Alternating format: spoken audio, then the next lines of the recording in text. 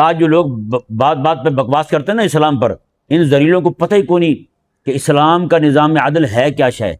اسلام کا نظام عدل ایک غریب بندہ بھی جا کے کیس دائر کر دے تو اسلام کا نظام عدل حاکم وقت کو دربار میں بلا لیتا ہے۔ پیچھے کیا رہ گیا بھلا بتائیں؟ گندگی کے یہ عادی اتنے ہوئے ہیں، ان کو اسلام کا نظام رحمت جو ہے وہ بھی ظالم دکھائی دیتا ہے۔ بتائیں، بے حیائی کے ایسے عادی ہوئے ہیں، ان کو حیا کی باتیں بغیرتی دکھائی دیتی ہیں۔ علماء کو بھی گزارش کروں گا، عامت الناس کو بھی گزارش کروں گا، یار جہاں بھی بیٹھیں آپ اسلام کا نظام عدل اجتماعی جو ہے اس کو بیان کریں، اس کا رحمت ہونا بیان کریں۔ آج جو مسلمان خوف زدہ ہے نا، مکلمہ پڑھنے والا ہی خوف زدہ ہے، یار اسلام آ گیا تو پتہ نہیں کیا بنے گا ہمارے ساتھ۔ قسم خدا کی انہوں نے گندگی اتنی ان کو چکھائی ہے نا، ان کے دماغ پہ حاوی کی ہے کہ ان کو آج اسلام کا نظام معطر اور معمر جو ہے وہ بھی ان کو نعوذ باللہ من ذالک ظالم دکھائی دیتا ہے۔ اعوذ باللہ من الشیطان الرجیم، بسم اللہ الرحمن الرحیم۔ ان اللہ یأمر بالعدل والإحسان وإیتاء ذی القربى وینہی عن الفحشاء والمنکر والبغی یعظکم لعلکم تذکرون۔ جیسا کہ کل آپ کے سامنے عدل کے متعلق گفتگو کرتے ہوئے عرض کیا تھا کہ ہر ایک تک بے لاگ طریقے سے عدل مہیا کیا جائے، یہ آپ کو سوائے تاریخ اسلام کے اور اہل اسلام کے پوری دنیا میں کہیں دکھائی نہیں دے گا۔ پوری دنیا میں جتنی بھی بڑی بڑی حکومتیں ہیں، جتنے بڑے بڑی قومیں ہیں، سب کے ہاں وہ جو یہودیوں میں ایک فرق رکھا جاتا تھا کہ اسلام کا قانون، یہ ان کے ہاں جو شرعی قوانین تھے وہ صرف اور صرف غریبوں پر نافذ ہوتے تھے، امیروں کو استثناء دیا جاتا تھا۔ یہ ان کے ہاں بھی تھا، یہودیوں کے ہاں بھی۔ اللہ تعالیٰ نے یہ قرآن کریم میں بھی بیان فرمایا ہے، اور کریم آقا صلی اللہ علیہ وآلہ وسلم کے پاس بھی اس طرح کا ایک معاملہ پیش ہوا تھا کہ وہ غریب پکڑا جاتا تھا تو اس کو سزا اور دیتے تھے، کوئی امیر پکڑا جاتا تھا اسے سزا اور دیتے تھے۔ یعنی مثال کے طور پر سنگساری کی سزا تھی تو غریب کو سنگسار کر دیتے تھے، تو امیر وہی جرم کرتا تو اسے گدھے پہ بٹھا کے منہ کالا کر کے گلیوں میں چکر لگوا دیتے تھے، چل اتنا کافی ہے اس کے لیے، نعوذ باللہ من ذالک۔ تو کریم آقا علیہ السلام کی بارگاہ میں بھی یہ معاملہ ان کا پیش کیا گیا، تو آقا علیہ السلام نے یہودیوں کے ایک فرد کے لیے وہی فیصلہ فرمایا جو اللہ تبارک و تعالیٰ کے قرآن میں تھا۔ پھر ان کے عالم کو بلایا گیا، اس نے کہا جی ایسا فیصلہ تو ہمارے ہاں ہے ہی نہیں۔ تو ان کے کتاب کو لایا گیا، پھر فرمایا کہ پڑھو کتاب۔ وہ پڑھنے لگا، جب وہ اس مسئلے پہ پہنچے نا وہاں ہاتھ رکھ دے، جہاں وہ مسئلہ لکھا ہوا تھا وہاں ہاتھ رکھ دے۔ وہاں حضرت عبداللہ بن سلام رضی اللہ تعالیٰ عنہ بیٹھے ہوئے تھے، تو وہ تو سارا کچھ جاننے والے تھے سب کتابوں کو۔ انہوں نے کہا یا رسول اللہ اسے کہیں کہ یہ ہاتھ اٹھا کے پھر پڑھے۔ جیسے اس نے ہاتھ اٹھایا، نیچے وہی مسئلہ لکھا ہوا تھا جس کو وہ چھپا رہا تھا۔ ہاں جی، تو یہ معاملہ جو ہے یہ دنیا بھر میں رہا ہے۔ آج بھی آپ دیکھتے ہیں بڑی بڑی حکومتیں جتنے بھی ہیں سب کو استثناء حاصل ہے، حکومت کے لوگوں کو استثناء حاصل ہے۔ جب تک حکومت میں ہے نہیں پکڑ سکتے ہیں۔ ڈونلڈ ٹرمپ کتنا بڑا جنگی مجرم ہے، ڈونلڈ ٹرمپ ہو گیا، اس سے پیچھے جارج بش ہو گیا، باقی سارے جتنے بھی ان کے ہاں، اوباما ہو گیا، اس نے کتنے سارے اسلامی ممالک کو تباہ و برباد کر دیا، تہس نہس کر دیا۔ تو بندہ پکڑ سکتا ہے؟ دنیا کی کوئی کورٹ جو ہے ان کو بلا سکتی ہے اپنی کورٹ میں، اپنے ہاں پیش ہونے کا حکم کریں بھی تو کوئی نہیں آتا بھائی، کوئی سنتا ہی نہیں ان کی، کسی کے کانوں پہ جوں تک نہیں رینگتی۔ پوری دنیا میں آپ دیکھ لیں، اور یہاں بھی استثناء حاصل ہے۔ حاکم بن گیا نا، جتنی طاقت ہے اسی طاقت کے حساب سے وہ جرم کرے گا، اتنا ہی لوگوں کا وہ تہس نہس پھیرتے چلا جائے گا لوگوں کو۔ یہ پوری دنیا میں یہی ہوتا ہے بھائی، پوری دنیا میں جتنے بھی بڑی بڑی بدماش حکومتیں ہیں سب کے ہاں یہی ہے۔ وہ جو بڑا چوڑا ہے یہودی، اس ذلیل کو کتنی بار عالمی کورٹ نے بلایا، آ بھائی ادھر تم، یہ ہے وہ گرفتار کرنے کے آرڈر جاری ہوئے ہیں، ہوا گرفتار؟ وہ نہیں ہوا۔ یہ جو چیز ہے نا بے لاگ طریقے سے، یعنی پوری دنیا کے اندر اسلام کی حکومت تھی نا، ایک غریب بندہ بھی اگر جا کے مقدمہ دائر کرتا تھا نا حاکم پر، تو حاکم کو بھی عدالت طلب کرتی تھی، آ جائیں بھی، حاکم کو بھی طلب کیا جاتا تھا۔ پوری دنیا میں آج آپ کہیں دکھا دیں، کہیں حاکم کو طلب کیا جاتا ہے۔ حاکم حکومت پر ہو، حاضر سروس ہو، اسے کہا جائے آ جائیں بھی، کہیں بھی نہیں، پوری دنیا میں کہیں نہیں۔ اللہ اکبر کبیرہ۔ حضرت سیدنا عباس رضی اللہ تعالی عنہ جو ہیں، آپ کہیں گئے ہوئے تھے، آپ کے گھر کا پرنالہ جو ہے وہ مسجد نبی شریف کی طرف پڑتا تھا، اور بچوں نے کوئی مرغی وغیرہ ذبح کی تو اس کا پانی جب بہایا گیا تو پانی سیدھا مسجد شریف میں آ گیا۔ حضرت سیدنا عمر رضی اللہ تعالیٰ نے حکم فرمایا کہ اس پرنالے کو اکھیڑ دیا جائے۔ پرنالہ اکھیڑ دیا گیا۔ حضرت عباس حضور کے چچا ہیں، یہ واپس آئے، آ کے دیکھے تو پرنالہ ہی کوئی نہیں۔ کہا کہ یہ پرنالہ کس نے آگے پیچھے کر دیا؟ کہا کہ یہ حضرت عمر رضی اللہ تعالیٰ عنہ نے فرمایا تھا۔ حضرت وہ سیدھے عدالت میں گئے، وہ عدالت مصطفیٰ کریم علیہ السلام کی عدالت تھی۔ جا کے عدالت میں کس کے خلاف کیس دائر کر رہے ہیں؟ حضرت عمر کے خلاف۔ جا کے کہا جی میرا پرنالہ لگا ہوا تھا، تو حضرت عمر نے اکھیڑ دیے۔ حضرت عمر رضی اللہ عنہ کو طلب کیا گیا، آپ آئے۔ جب آپ عدالت میں کھڑے ہو گئے، ادھر حضرت عباس کھڑے ہوئے ہیں، پوچھا قاضی صاحب نے، ہاں بھائی آپ نے پرنالہ اکھیڑا ان کا؟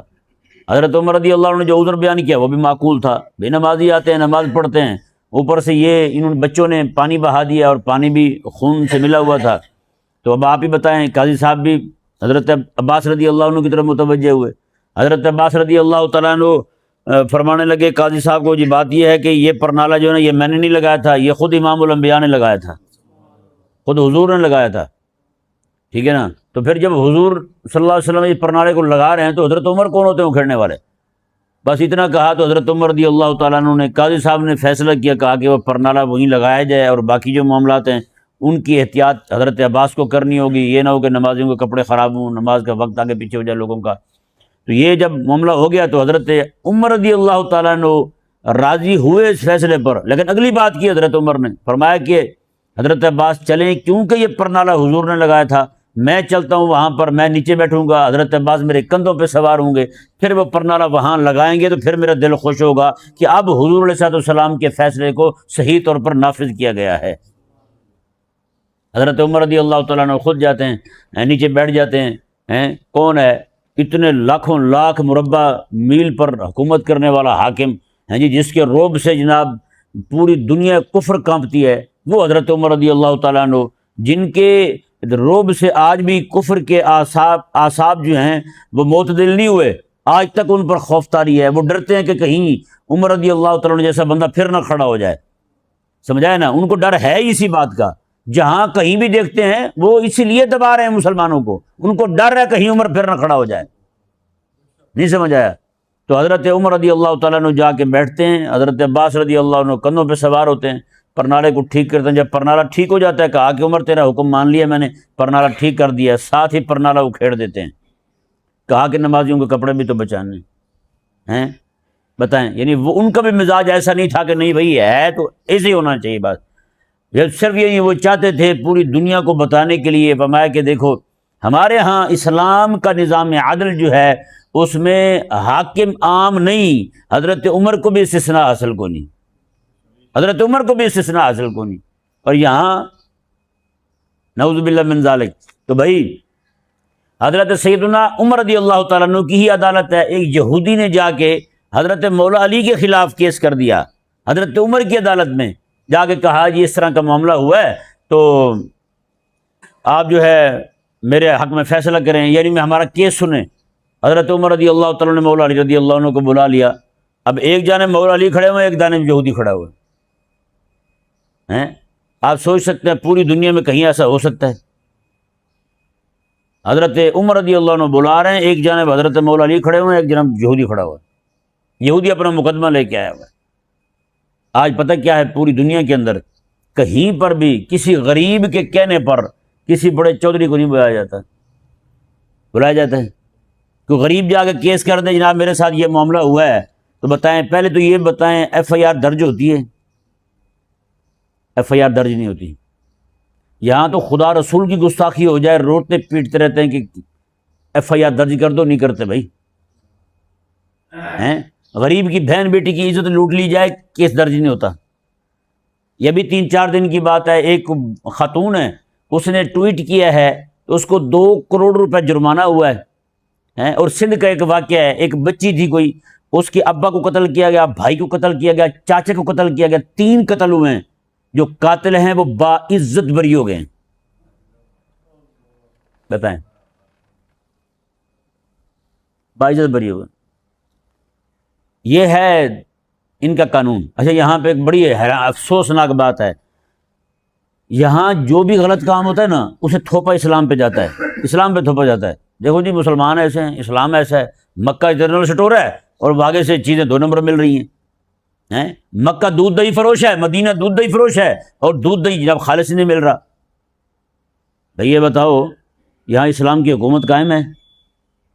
پورے پاکستان میں کسی بھی محکمے میں اسلام کی حکومت قائم ہو تو بتا دیں، جب اسلام کی حکومت ہی کوئی نہیں ہے۔ تم نے جو محکمہ فوڈ کو دیکھ لو، محکمہ فوڈ کے جو بندے رکھے ہوئے ہیں انہوں نے اپنی منتریاں لوگوں کے ساتھ باندھی ہوئی ہیں، بھی اتنا دو جو مرضی بیچو، اتنا دو جو مرضی فروخت کرو، کوئی پکڑنے والا نہیں ہے تمہیں۔ بتائیں یہ سارے رشوت خوری کا یہ بازار گرم کرنے والا اسلام ہے؟ اسلام تو بھائی اجازت نہیں دیتا اس بات کی۔ تم لوگ خود حرکتیں کرو اس طرح کی۔ میں صرف یہی نہیں کہہ رہا، یہ کانٹا نہیں ہوتا ترازو، اس کو چیک کرنے والے جو آتے ہیں وہ بھی منتھلی لیتے ہیں بھائی۔ اسی منڈی میں آپ چلے جائیں، وہاں جناب بڑا افسر جو آتا ہے اس نے پہلے ایک اڈے سے 10 روپے رکھے ہوئے تھے، یہاں بہت بڑی تعداد میں اڈے ہیں، ایک اڈے سے 10 روپے لیتا تھا، پھر جناب کو مسئلہ ہوا تو اس نے 50 کر دیے، ابھی 100 روپے کر دیا اس نے۔ سبزی والے جو اڈے ہیں نا، ایک اڈے والے سے 100 روپے لیتا ہے وہ۔ کتنے اڈے ہیں آپ سوچ بھی نہیں سکتے۔ سبزی منڈی اور پھل منڈی دونوں منڈیوں کو آپ جا کے دیکھ لیں کتنے اڈے بنتے ہیں اس کی۔ اور وہ جناب ایک ہی لمحے میں اڈا صرف وہی نہیں ہے جو اندر لگے ہوئے ہیں، آڑھ جنہوں نے لگائی ہوئی ہے، وہ بھی اڈے ہیں جو تھوڑی سی بھنڈی لگا کے بیٹھا ہوا ہے، ہاں وہ بھی دیتے ہیں 100 روپیہ روز کا۔ میں نے خود گنتی نہیں کی، نہ مجھے اندازہ ہے، لیکن ایک دوست جو منڈی کے ہی ہیں انہوں نے مجھے بتایا کہ یہ دونوں اڈے ملا کے 2000 اڈا بنتا ہے۔ 2000 اڈا ایک افسر آتا ہے، وہ روز کا 100 روپے ایک اڈے سے لے تو کتنے پیسے بنتے ہیں بھائی؟ ہیں بتائیں، ایک دن کے جو لے جائے مہینے کے کتنے بنیں گے؟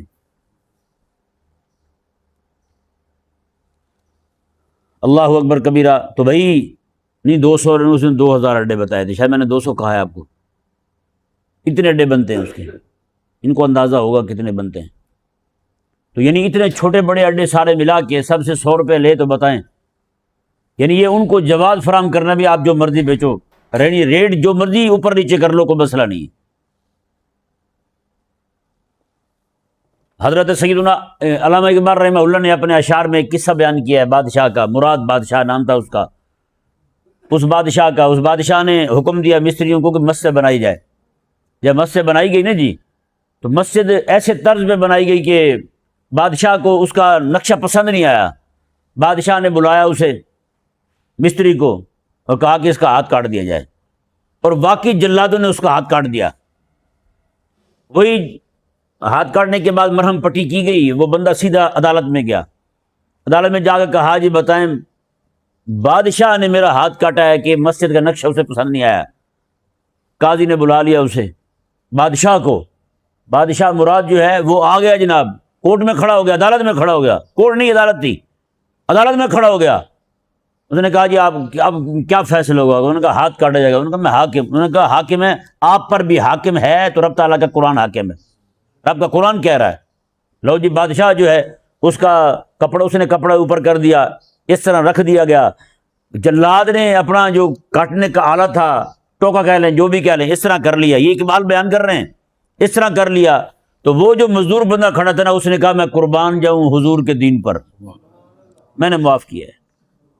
اس نے کہا یہ حضور کا دین ہی ہے جو حاکم کو ایک مسکین مزدور کے کہنے پر بلا سکتا ہے، پوری دنیا میں اور کوئی نہیں بلا سکتا۔ تو بلا سکتا ہے تو بتائیں۔ یہ ہے جو میں نے کل بات کی تھی آپ کے سامنے کہ بے لاگ طریقے سے انصاف جو ہے غریب تک بھی پہنچے۔ یہاں انصاف غریب تو چھوڑ دے نا۔ ایک بابا آتا تھا پرانا، میں پیچھے مسجد میں تھا، بوڑھا بابا بالکل، بیچارے کو سنائی نہیں دیتا تھا۔ اس کے بیٹے کو قتل کیا تھا لوگوں نے، اس نے کیس کیا تھا کہاں سے؟ رحیم یار خان سے۔ وہ کیس چلتا چلتا چلتا لاہور آ پہنچا، ہاں جی، ہر چھوٹی کوٹوں سے ہوتا ہوا بڑی کوٹ میں آ گیا، یہاں پہنچا، بڑا عرصہ تک 8 سال میں بھی دیکھتا رہا بابے بیچارے کو۔ اس بیچارے بابے کی بابا اونچے لمبے قد کا تھا، لیکن اس کی کمر جھک گئی تھی، اس طرح جھک کے چلتا تھا بیچارہ، سنائی نہیں دیتا تھا، دکھتا نہیں تھا اسے صحیح طرح۔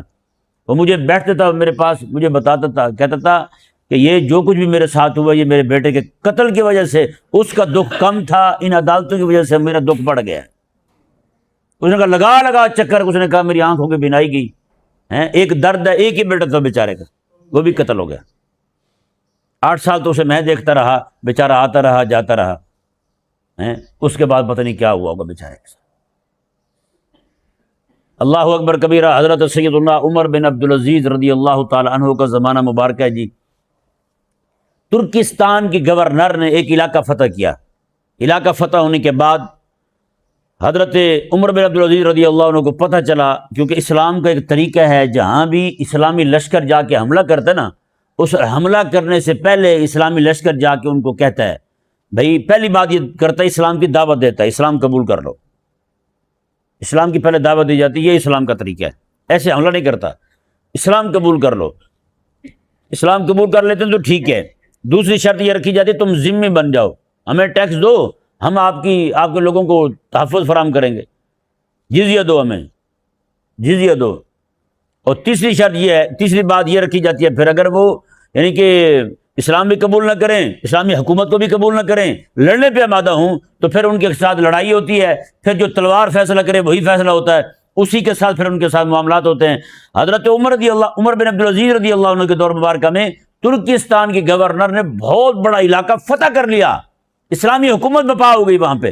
حضرت عمر بن عبدالعزیز رضی اللہ عنہ کو پتہ چلا، آپ نے خط بھیجا حضرت عمر ترکستان کے گورنر کو، میں کہ جس علاقے پر تم نے قبضہ کیا وہ سارا علاقہ چھوڑ کے تم پورے علاقے کے سرحد سے بھی باہر چلے جاؤ، وہاں کھڑے ہو کے ان لوگوں کو بلاؤ اور انہیں کہو یہ اسلام کا طریقہ ہے، ان کو جا کے پہلے اسلام کی دعوت دو، وہ نہ مانے، اسلام کی دعوت قبول نہ کریں، پھر ان سے بات کرو کہ ہاں بھی بتاؤ اب تم جو ہے ہمیں ہماری حکومت کو تسلیم کرو، آپ کی حکومت تسلیم کر لیں تو فبہا، اگر وہ بھی قبول نہ کریں تو پھر ان کے ساتھ تم لڑائی کرنا، پھر جو معاملہ ہو پھر بعد میں دیکھا جائے گا۔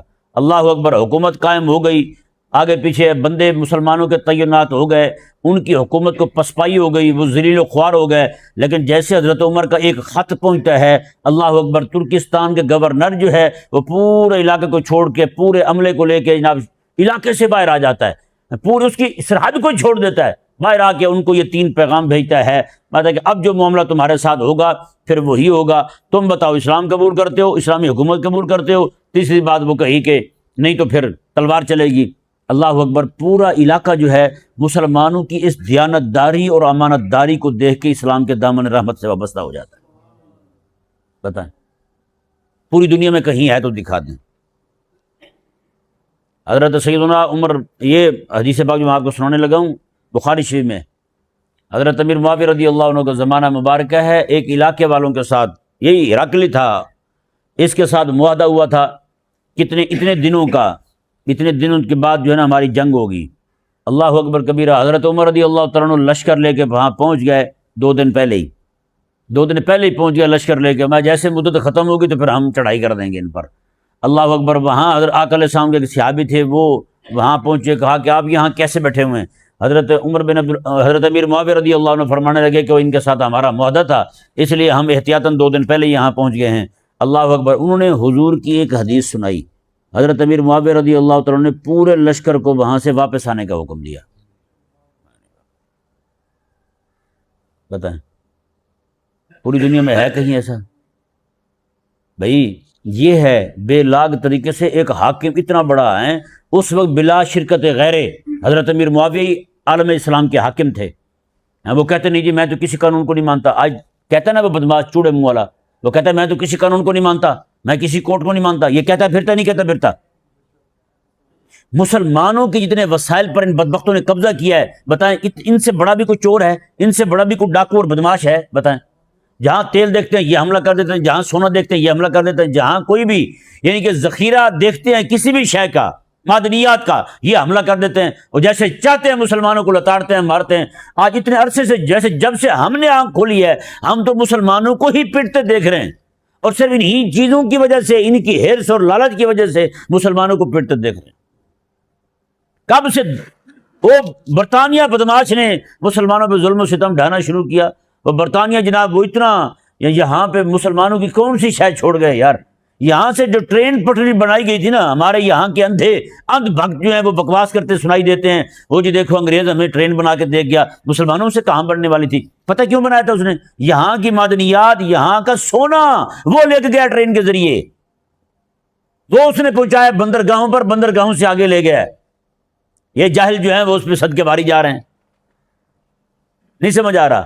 یہاں سے جو 2 ہیرے ہیں، ان کی جو چڑیل تھی اس کے ماتھے پہ لگے ہوئے تھے، اس کے تاج میں لگے ہوئے تھے، وہ دونوں مسلمانوں سے چوری کیے انہوں نے، مسلمانوں سے سب کو چوری کیا انہوں نے۔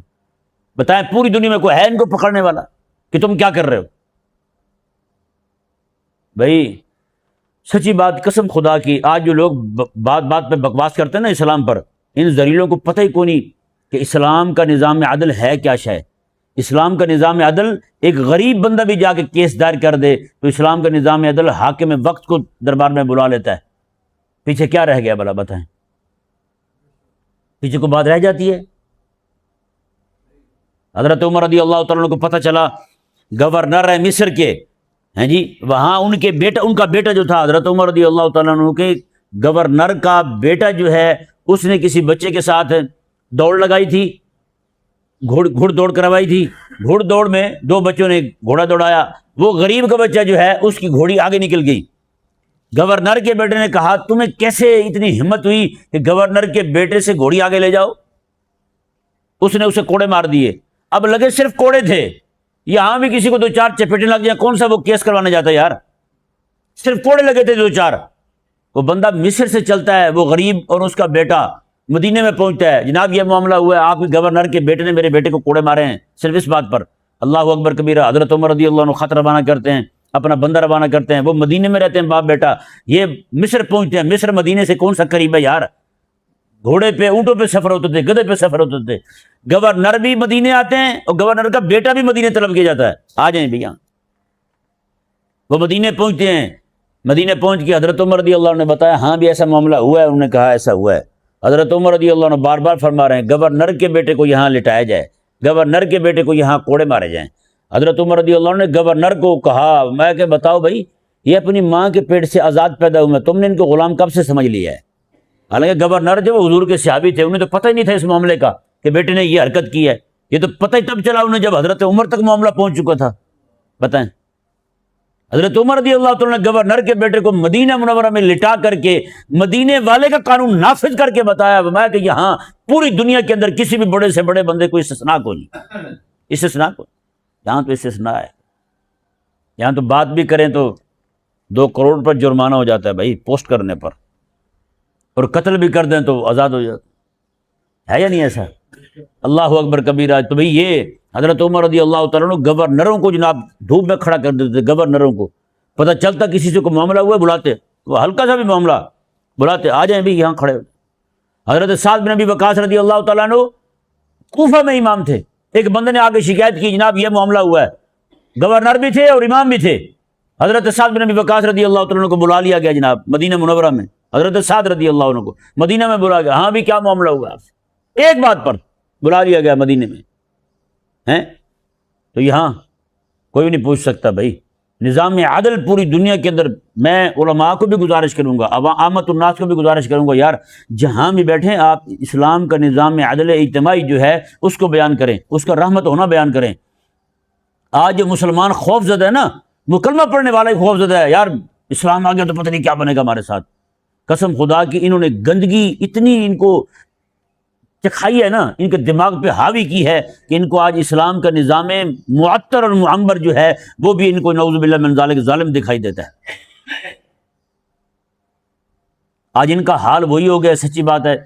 مولانا روم رحمہ اللہ نے نقل کیا اپنی مثنوی میں، فرماتے ہیں کہ ایک بھنگی تھا، وہ گزر رہا تھا عطر کی دکان کے پاس سے، جیسے خوشبو اس کے ناک کے ذریعے دماغ کو چڑھی، بے ہوش ہو کے گر گیا۔ انہوں نے کہا یار پتہ نہیں کیا ہوا ہے، وہ بیچارہ عطار جو تھا وہ پریشان ہو گیا، پتہ نہیں کو میری خوشبو میں کوئی ایسی زہریلی خوشبو تھی کہ بندہ سونگ کے مر گیا ہے، بے ہوش ہو گیا نیچے، اسے اپنی جان کے لالے پڑ گئے ہیں۔ جیسے کوئی بندہ کسی کو دکان پہ جائے بوتل لے کے پیے اور فوراً بے ہوش ہو کے گر جائے تو بتائیں وہ بیچارہ کیا کرے گا؟ اس نے تو فوراً بوتلیں اٹھا کے غائب کرنی ہے، یار کہیں یہ نہ ہو میں پکڑا جاؤں۔ دودھ والے سے کوئی دودھ کا پیالہ لے کے پی لے اور نیچے گر جائے، اس نے تو فوراً دودھ کے جناب جتنے بھی پتیلے پڑے ہوئے غائب کرنے کی کوشش کرنی ہے، یار کہیں پکڑے نہ جاؤں۔ تو وہ عطار بھی پریشان ہو گیا۔ اتنی دیر میں ایک اور بھنگی گزرا تو اس نے کہا کہ وہ معاملہ سمجھ گیا فوراً، اس نے کہا یار یہ بندہ بے ہوش ہو گیا، پتہ نہیں کیا سمجھ نہیں آ رہا۔ اس نے کہا ٹھہرو اس کا علاج ہے۔ وہ گیا کہیں سے گندگی کا ٹوکرا بھر کے لایا، اس کے پاس رکھا، تھوڑی دیر میں اسے ہوش آ گیا، ہوش آیا تو جیسے کھڑا ہو گیا فوراً۔ اور تار کہنے لگا مجھے سمجھ نہیں آئی یار، عطر کی دکان کے پاس سے گزرا، بے ہوش ہو کے گر گیا، گندگی سونگھی ہے، ہوش آ گیا ہے۔ اس نے کہا یہ ہے بھنگی۔ یہ کیا ہے؟ یہ بھنگی ہے۔ اس کے دل و دماغ پر جو جو بدبو چھائی ہوئی ہے نا، وہ یہی گندگی کی بدبو ہے۔ اب جیسے ہی عطر کی دکان کے پاس سے گزرا یہ بے ہوش ہو گئے۔ اب بتائیں ہمارے ہاں یہی حساب ہوا یا نہیں ہوا؟ گندگی کے یہ عادی اتنے ہوئے ہیں، ان کو اسلام کا نظام رحمت جو ہے وہ بھی ظالم دکھائی دیتا ہے۔ بتائیں بے حیائی کے ایسے عادی ہوئے ہیں، ان کو حیا کی باتیں بغیرتی دکھائی دیتی ہیں، حیا کی باتیں ان کو بغیرتی دکھائی دیتی ہیں۔ نعوذ باللہ من ذالک۔ بھائی یہ معاملہ ہو گیا ہے، آج لوگوں کے دماغ پہ اتنی گندگی چھائی ہے کہ نعوذ باللہ من ذالک یہ فرنگی تعلیم جس میں کفریات پڑھائے جاتے ہیں، بے حیائی کا سبق ہوتا ہے، بغیرتی کا سبق ہوتا ہے، وہ ان کے دماغ پہ اتنی حاوی ہوئی ہے کہ نعوذ باللہ من ذالک ان کو آج قرآن جو ہے وہ بھی کچھ اور ہی دکھائی دینے لگا ہے۔ آپ سنتے نہیں ہیں مرزا جیل میں کیسے فقہ کی کتابوں کا مذاق اڑا رہا ہوتا ہے؟ بتائیں جن کو جناب سکول کی کتابوں میں 11ویں 12ویں میں ایک لڑکی کا قصہ پڑھایا جاتا ہے جو گھر سے بھاگ کے جاتی ہے کسی کے ساتھ، وہ قصہ پڑھ کے بھی ان کے اندر کی شرم و حیا کی چولیں نہیں ہلتی ہیں۔ فقہ کی کتابیں پڑھ کے ان کو جناب شرم حیا نہیں شروع ہو جاتی ہے۔ بتائیں ان کو جناب ناک پہ کپڑا ڈالنے لگتے ہیں، جناب فقہ میں یہ مسئلہ لکھا ہوا ہے۔ بھائی نعوذ باللہ من ذالک، جیسے سناتا ہے آپ حیران ہو جائیں وہ بدبخت کیسے پڑھ پڑھ کے سناتا ہے مسائل فقہ کے۔ دیکھو جی ان کے فقہا نے یہ لکھا ہے، نعوذ باللہ من ذالک۔ فقہ کی کتابوں کے متعلق ایسے غلیظ الفاظ ہیں اس کے، میں آپ کے سامنے بیان نہیں کر سکتا۔ بتائیں یہ صرف اور صرف وجہ یہی ہوئی ہے کہ یہ اسلام کے نظام رحمت سے دوری اختیار کی انہوں نے، ان کو کفر کا گندگی کا نظام جو ہے وہ اچھا لگنے لگا۔ آج کتنے مولوی ہیں وہ جناب وہ گوروں کی جو تہذیب ہے، گندی ننگی تہذیب ہے، اس پہ صدقے باری جا رہے ہوتے ہیں، کہتے ہیں جی وہاں تو تھوک پھینکنے کی اجازت کوئی نہیں۔ میں کہا وہاں نوجوان بیٹی کو بغیر لباس کے گلی میں جانے کی اجازت ہے اور وہاں تھوک پھینکنے کی اجازت نہ ہو، مولوی صاحب آپ پہ بھی افسوس ہے، ہمیں آپ پہ بھی تف ہے، آپ بھی ایسے مزاج کے بندے ہیں، بھی بتائیں۔ اللہ اکبر کبیرہ۔